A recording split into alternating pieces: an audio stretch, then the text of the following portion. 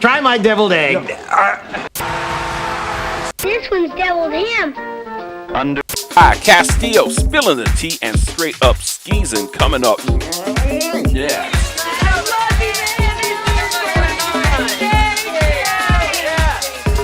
Hey MTV Crips, this is my place, come on in. I've been accused of being a minimalist and shit, but I like a splash of color. My Bruce Lee tapestry, my Charles Bronson, and Castle Grayskull, of course. I'm into architecture.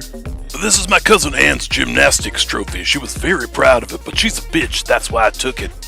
This is me just messing around with decor and some of my prized tchotchkes, but the whole centerpiece of this place, man, is my turntable. Oh, hello there, Grimace. Yeah, don't be shy, man. Get your camera guy in there to look through some of my records, man. Music is very important to me. So where's my cooking area where I do all my cooking and shit, man? Like, I know it's a children's playset and all, but I think it really ties the room together and gives women the impression that you've got your shit together. This is my microwave. It's just pretend, but I kind of like it. It's good for storage. As you can see here, man, I have very simple tastes, man. Some craft dinner. Spirals is my jam. All you need's a fork, man, and, well, I had a mug. Oh yeah, man, I really dig Centrum too, man. Like, I think it's really important that you take your multivitamins. What else can I tell you, man? Well, I'm an obsessive reader. I like technology publications and athletics. Thinking about doing a gamer channel, man. But I don't want to get off too much track. Music first. So I said it once and I'll say it again, man. Benediction. And if you don't know Grand Leveler, man, you Joey McIntyre looking mother. I like Possessed and Morbid Angel too, man. That shit's gold. I also like the debut Death, man. Don't that look like a Christmas album? There's my iPod Nano, man, sent to me from Ken from the Death Metal Crypt. Good kid. And of course, this is where the magic goes down. Hello, ladies. This is where I do my best thinking. Oh, you were too perfect for this world. Entertainment-wise, here's my screen. It's adjustable. Anyway, MTV Cribs, thanks for checking out my place. Anytime you want to stop by, maybe have a couple of drinks, maybe smoke a little pinner, man, or something, and we'll have a good time, man. Maybe watch Ice Pirates. Anyway, stay off school, stay on drugs, man. Wildfire, smoking grass. Wildfire, smoking grass. Smoking grass. Oh man, I'm doing this with a heavy heart and a great sense of unresolved defeat that I gotta bring to you the very last issue of Chromium Dioxide, man. That's a dramatic intro, isn't it? I don't think there's ever been a cover that had so many people asking the same goddamn question. What's going on here? Well, it's simple. The Syracuse Satyrs were a traveling basketball team / covert criminal investigation unit. This time round, they were hot on the trail of ritualistic murders, the Eglinton Dumpling Gang. Like, are you stupid or something? Keep up. Anyway, Dave really objected to the use of that Pollywog doll there. For the record, it's racist, he said. I was like, Dave, they're child killers. You think I'm worried about these characters being perceived as racist? So like all good artists, man, I stuck to my guns. And yes, Dave, they are racists. Dave. Oh, man. Anyway, speaking of the two of us here, just mugging it up, living life, loving it up on our basketball trading cards. But behind the scenes, everything was falling apart. But before that, we exhaustively catalog our favorite subgenre. High fantasy sword and sandal. Oh boy, these were painstakingly analyzed. Oh my, Beastmaster. Remember that was the joke? That's what HBO stood for? Hey, Beastmaster's on? I love part 2. What do we got here? Gore. Hercules. Oh my god. Lucio Fulci's Conquest. That's another one that if you haven't seen, you really need to check out. His films sometimes... they're genius, but they're also cries for help. Sword and the Sorcerer, that is probably one of my favorite sword and sandal films. What a colossal piece of shit. Check out all those logos on the side too. In all 6 issues, we didn't repeat any. I mean, we really did our best to catalog all these. Masters of the Universe, I dare you, I triple dog dare you to do a drinking game watching that film. Every time the name Gwildor is said, take a shot. You're gonna end up in hospital. Oh, we got a label spotlight, Ironworks this time. So, Ironworks Under Azra, were... That sounds like a movie that I wouldn't go see. Ironworks Under Azra, a Jonathan Demme film. Anyways, Dave Richards and his, like, if you were to ever find a record shaped like a fucking Christmas tree, you bet your ass it's an Ironworks. Controversial little group, man, and I'm not going to get into it, but when Overkill states in their liner notes for Field of Fire that they'd love Azra and Richards to be raped by a giant rhino with AIDS, that provides some insight. Vulture, my buddy Nick Polis. I can't say his name without just like turning into Tony Danza. Hey, Nick Polis.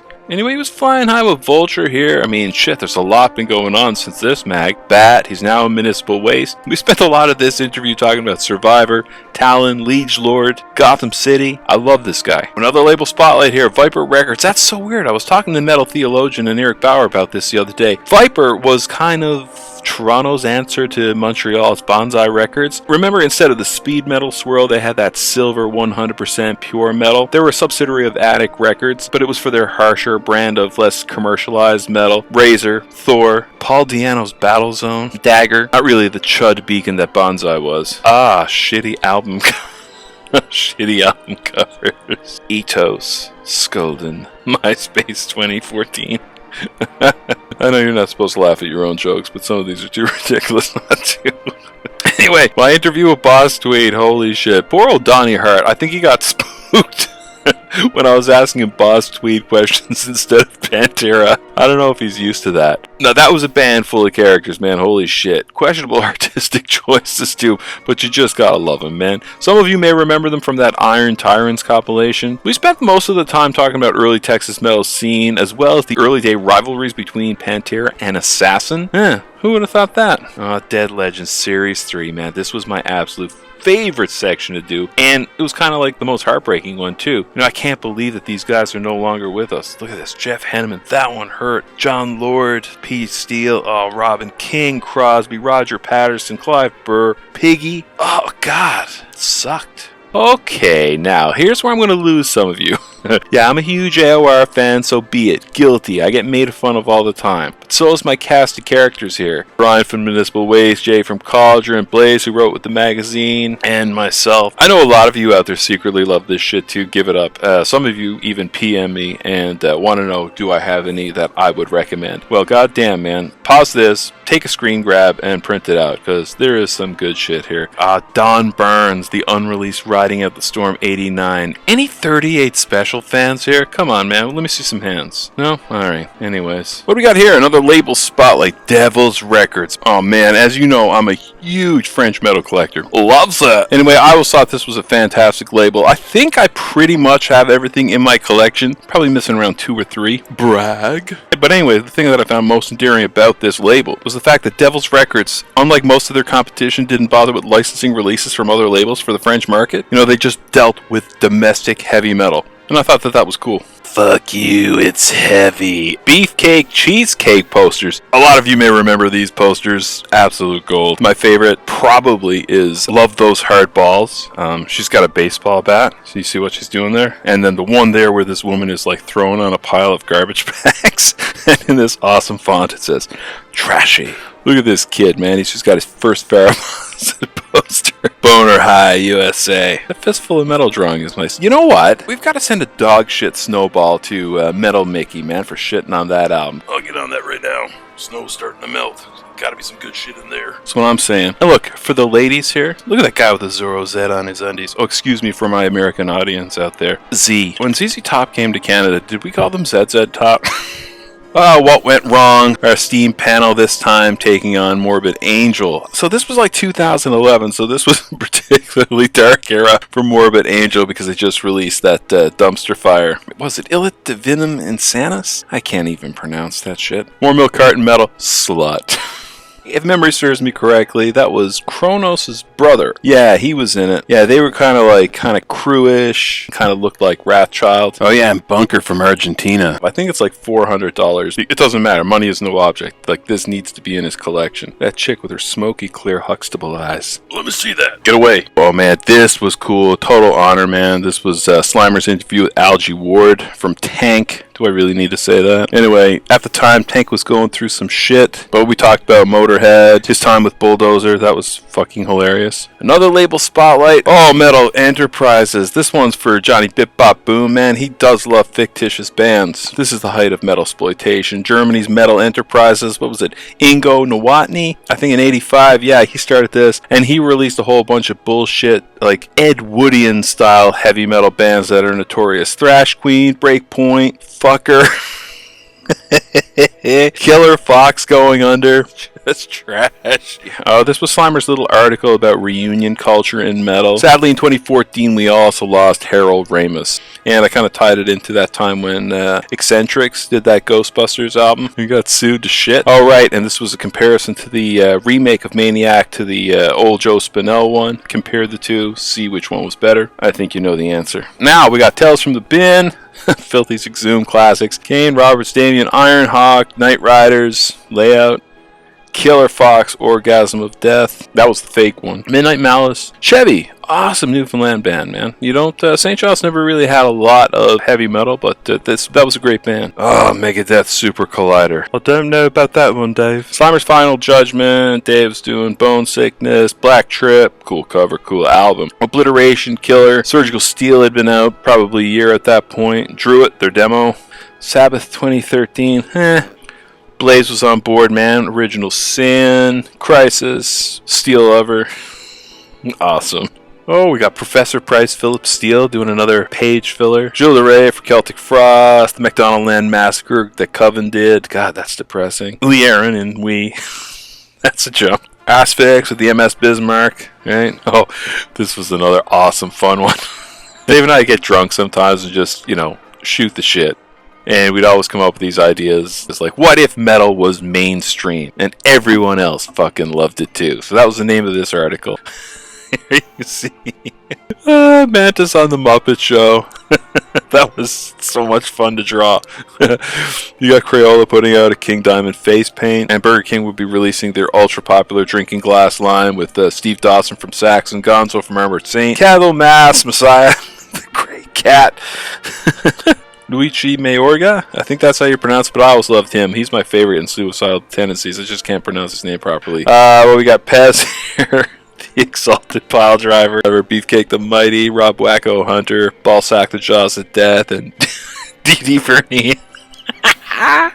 Oh yeah, and Lemmy was sick at this point, sadly, so we wanted to create an operation game with him. And the buzzer was the word on his face. Okay, what you've been waiting for, the activity section. Molten Moose Metal Crossword. Oh, and the Man of War word search. Windmaster.